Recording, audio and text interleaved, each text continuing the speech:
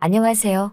답답한 이 마음을 누군가에게 속 시원하게 털어놓고 싶어서 이렇게 펜을 들었습니다.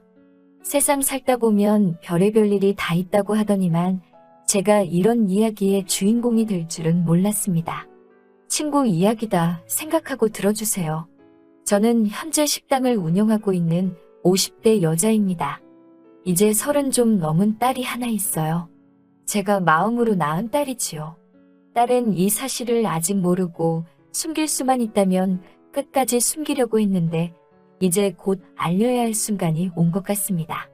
딸의 친엄마는 제가 장언니라고 부르던 사람이에요.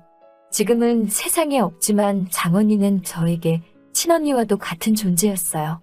제 이야기를 조금 더 해야겠네요.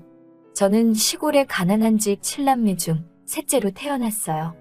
입 하나 덜기 위해서 어머니는 제 나이 16에 서울 외삼촌 집에 저를 보내셨습니다. 그 집에서 저는 사촌 동생을 돌보고 밥도 짓고 빨래도 하고 식모처럼 살았어요. 하지만 외숙모의 구박에 못 이겨 결국 그 집을 떠났습니다. 외숙모는 저에게 따뜻한 밥 한 그릇 주는 것도 아까워 꼭 밥에다 설익은 감자를 하나씩 섞어주었지요. 다른 가족들이 모두 김나는 하얀 밥을 먹을 때 퍽퍽한 노란 감자를 먹고 있는 그 심정은 겪어보지 않은 이는 모를 것입니다. 아무튼 그렇게 집을 나오기는 했는데 주머니에는 돈도 별로 없고 갈 곳도 마땅치 않았습니다. 결국 외삼촌께 사정하여 고향집으로 돌아갔습니다. 하지만 어머니나 아버지 그 누구 하나 저를 반기지 않더라고요. 결국 저는 다시 서울로 올라왔고 그 이후로 가족들과 연락을 끊고 지내게 되었습니다. 그 이후 저는 서울 가리봉동에서 소위 공순이로서 일을 시작했습니다. 오로지 언젠가 못다한 배움을 끝마치겠다는 생각으로 악착같이 돈을 모으며 꼭두 새벽부터 일어나 늦은 밤까지 파김치가 되도록 일했습니다. 당시 사글세도 저에게는 부담이라서 저는 아주 작은 쪽방에서 다른 여공들과 함께 살았습니다. 그리고 장언니는 그들 중 하나였지요. 당시 장언니는 저보다 6살 정도가 많았고 얼굴이 유난히 하였습니다. 그래서인지 얼굴만 보면 꼭 부잣집 사모님 같았지요. 언니는 고향에 있는 오빠와 남동생 학비를 벌기 위해 서울에 올라왔다고 하더군요. 그리고 언니는 번 돈의 대부분을 고향으로 보내는 것 같았습니다. 장언니는 저를 보면 어린 시절 자기가 떠오른다며 저에게 참 잘해주었습니다. 어쩌다 맛있는 음식이 생기면 꼭 제 몫을 챙겨주었고 한 번은 주경야독하는 저를 위해 어디서 책을 가져다 준 적도 있지요. 제 옷이 낡고 해지면 고쳐주는 것도 언니였습니다. 팍팍한 서울살이에서 언니는 저에게 친엄마보다 더 엄마 같은 존재였지요. 어느덧 시간은 흘러 제 나이가 22이 되었을 무렵 제게도 남자친구가 생겼습니다. 당시 제 유일한 낙 중에 하나는 쉬는 날 명동에 있는 음악다방에 가는 거였지요. 그곳에서 알게 된 DJ에게 저는 푹 빠져 있었습니다. 하지만 제가 어리석었지요. 저는 그 사람에 대해서 제대로 알지도 못하면서 그 사람이 원하는 일이라면 무엇이든 했습니다. 그리고 저는 그 남자의 아이를 갖게 되었지요. 당시 저는 세상 물정에 눈이 어두워 저와 그 사람은 좋아하는 사이니 당연히 결혼할 거라고 믿었습니다. 처음에는 그도 제 임신을 환영하는 듯 했습니다. 저는 작은 쪽방을 벗어나 그와 그의 어머니가 사는 반지하로 들어갔지요. 날이 갈수록 배가 점점 불러와 더 이상 잠자리를 할 수 없게 되자 그는 노골적으로 저를 구박하기 시작했어요. 외박도 서슴지 않더라고요. 그의 어머니 또한 저에게 매일같이 폭언을 퍼부으셨어요. 결혼도 안 한 여자가 임신이라면서 툭하면 남의 애를 뵌 거 아니냐고 하셨지요.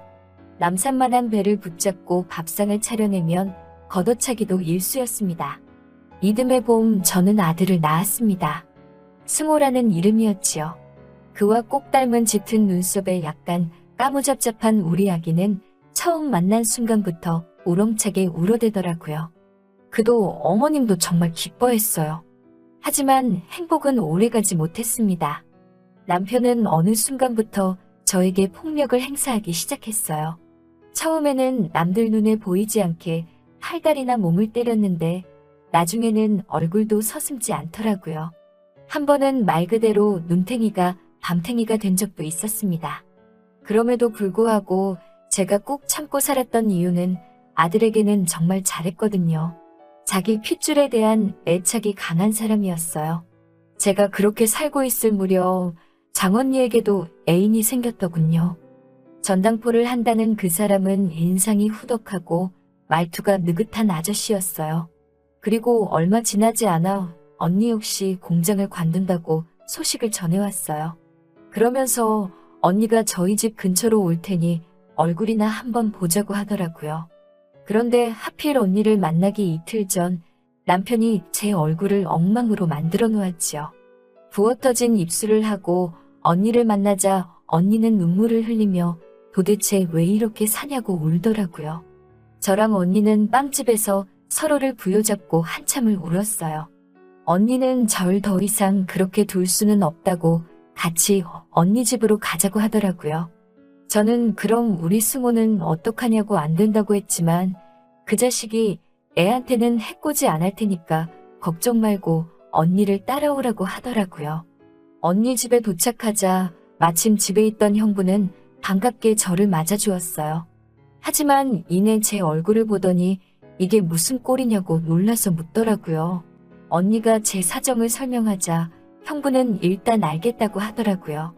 그리고 이튿날 아침에 일어나니 형부가 아는 동생들이라며 장정 며칠 데리고 왔어요. 그러더니 저희 집으로 가자고 하더라고요. 집에 도착하자 아니나 다를까 그 남자가 저를 보자마자 욕지거리를 하더군요. 형부가 말 조심하라며 기선 제압을 하자 바로 조용해졌지만요. 형부는 그에게 한 번만 더 저를 괴롭히면 다리 몽둥이를 부러뜨릴 거라면서 단단히 겁을 주곤 떠났어요.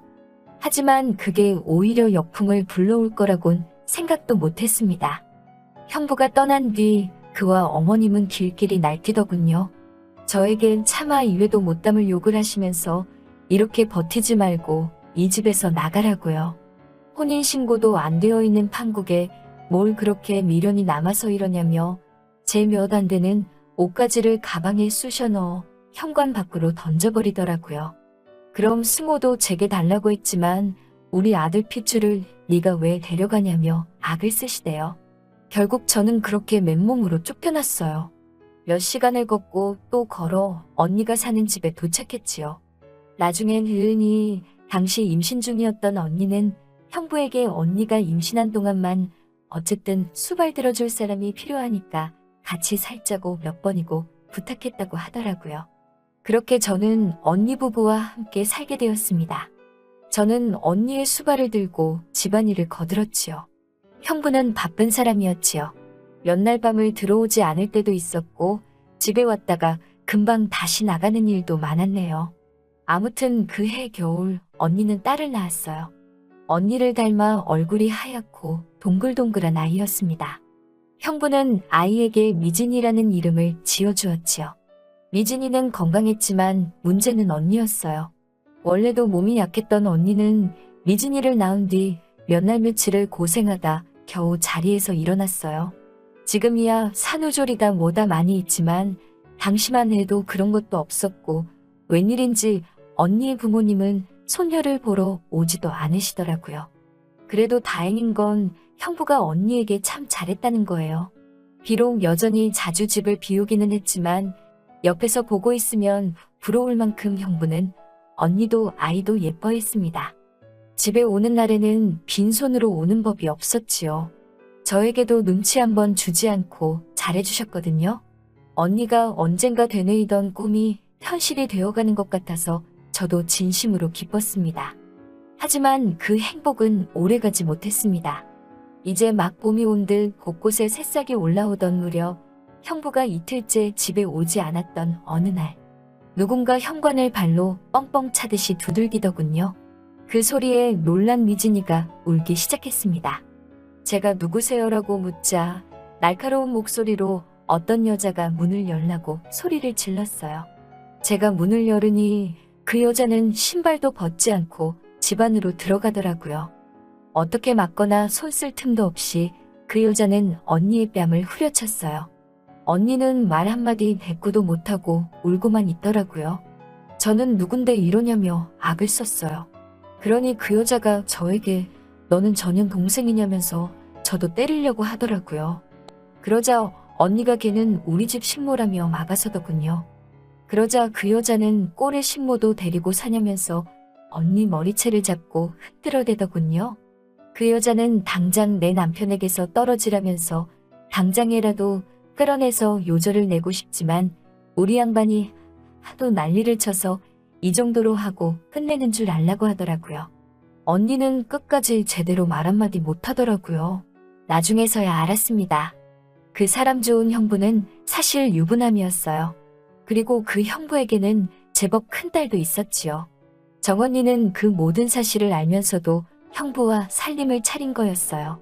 제가 왜 그랬냐고 언니에게 울면서 웃자 언니가 가족들에게 돈만 보내면서 사는 자기 인생이 너무 한심하고 슬펐다고 하더라고요. 그런 와중에 형부가 나타나 언니에게 너무 잘해주었대요. 그래서 언니도 자기의 모든 것을 형부에게 주었다고 하더라고요. 그리고 형부가 유부남이라는 걸 알게 되었을 때는 언니는 이미 임신한 상태였고요. 형부는 언니가 아들만 낳으면 바로 이혼하고 언니랑 결혼식을 올리겠다고 했는데 언니가 딸을 낳은 거지요. 폭풍 같은 시간이 지나가고 그 이후로 며칠이 흘렀지만 형부는 집에 오지 않았어요. 당연히 생활비도 주지 않았고요. 생활은 자연스레 공공해지기 시작했습니다. 저는 어쩔 수 없이 다시 공장에 나가기 시작했어요. 그리고 어느 날 집에 돌아왔는데 저는 믿을 수 없는 광경을 보고야 말았습니다. 마치 도둑이라도 든 것처럼 쑥대밭이 되어버린 집 한가운데는 언니가 남긴 편지 한 통이 있었어요. 세상살이가 힘들다며 미진이는 보육원에 맡길 테니 가끔 시간 되면 찾아가 달라는 내용이었지요. 저는 미친 여자처럼 동네를 뒤지며 언니와 미진이의 흔적을 찾았지만 그 어디에서도 발견할 수 없었어요. 저는 마지막 희망을 가지고 언니가 적어놓은 보육원을 찾아갔습니다. 그리고 그곳에서 다행히 미진이를 만날 수 있었어요. 보육원의 사정을 설명하고 미진이를 데리고 나왔습니다. 그리고 제일 먼저 전당포로 향했지요. 전당포에는 모르는 사람이 있었어요. 얼마 전 주인이 바뀌었다는 말에 혹시 어디로 갔는지 모르시냐 물었지만 어떤 정보도 알아낼 수 없었습니다. 미진이의 얼굴을 물끄러미 바라보니 승호 생각도 나고 눈물만 주룩주룩 나더라고요. 그렇게 미진이는 제 딸이 되었습니다. 미진이를 키우는 동안 우리 승호는 어떻게 크고 있을까라는 생각에 늘 가슴 한켠이 시리고 아팠습니다. 저를 쫓아낸 직후 뒷모습이라도 보려고 찾아갔었지만 이미 그와 그의 어머니는 승호를 데리고 어디론가 이사를 가버렸더군요. 여자 혼자의 몸으로 미진이를 키우는 일은 쉽지 않았습니다. 저는 언젠가 다시 시작할 공부를 위해 16부터 길을 쓰고 모아두었던 돈을 다 털어 작은 식당을 열었습니다. 식당에 딸린 방에서 아이를 먹이고 키우며 하루도 쉬지 않고 장사를 했어요. 처음에는 어린 여자가 하는 식당이라고 이상한 소문도 참 많이 났었지요. 하지만 한 곳에서 초심을 잃지 않고 열심히 하니 결국 주변에서들 알아주더라고요.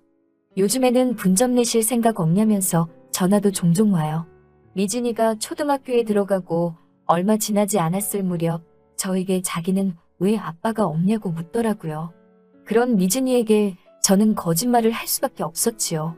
영리한 미진이는 제 거짓말을 눈치라도 챈 듯 그날 이후로 2번 다시 아빠에 대해서 묻지 않더라고요. 그리고 사춘기가 왔을 무렵 자기는 왜 저와 닮은 곳이 하나도 없냐고 묻더라고요.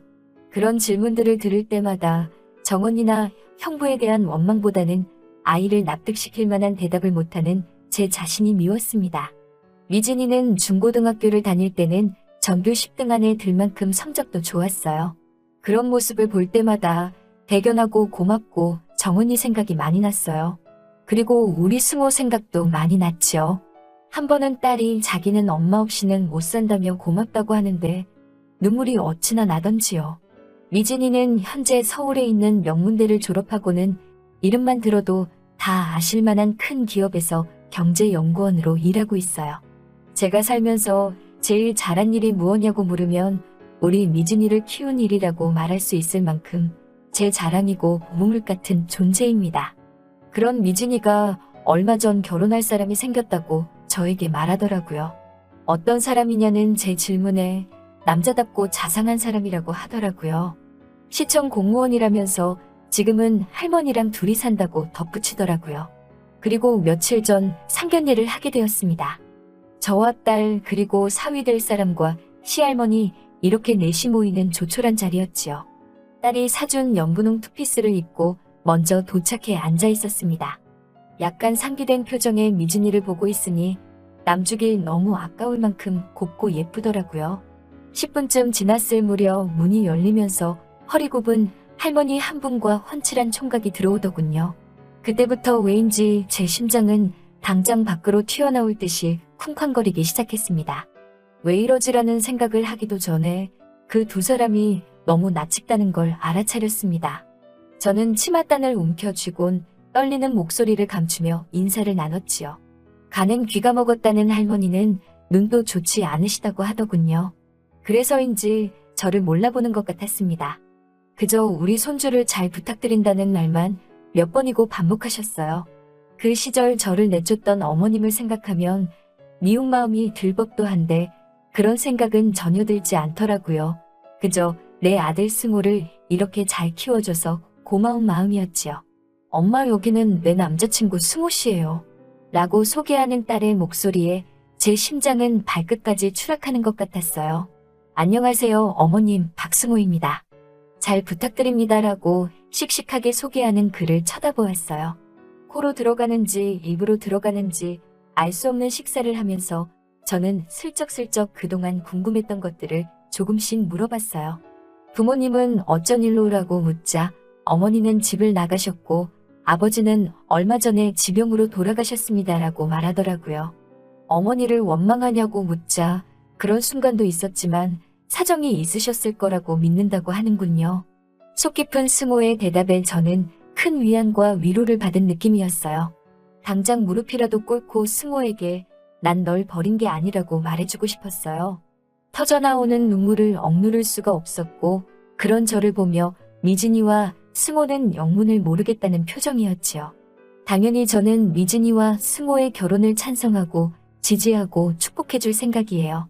하지만 제 마음속에서 두 가지 생각이 계속해서 부딪히고 있습니다. 승호 앞에 내가 너의 엄마라는 걸 밝혀야 하는지 말아야 하는지 모르겠어요. 밝히게 된다면 자연히 미진이에게도 친엄마에 대해서 말해주어야겠지요. 그렇지만 이 모든 걸 아이들이 감당할 수 있을까요? 괜히 아이들에게 큰 상처만 주는 건 아닌지 모르겠습니다. 그래서 일단은 아이들에게 아무것도 밝히지 않으려고 해요. 하지만 그럼 승호는 영원히 엄마가 어찌됐건 자기를 버렸다고 생각하겠지요. 미진이 또한 영원히 친모인 정언니에 대해선 알지 못할 테고요. 정언니가 저를 원망하지는 않을까요? 생각이 많아지고 머리가 복잡한 밤입니다. 제가 어떻게 처신하는 것이 아이들의 행복에 도움이 될까요? 긴 사연 들어주셔서 감사합니다.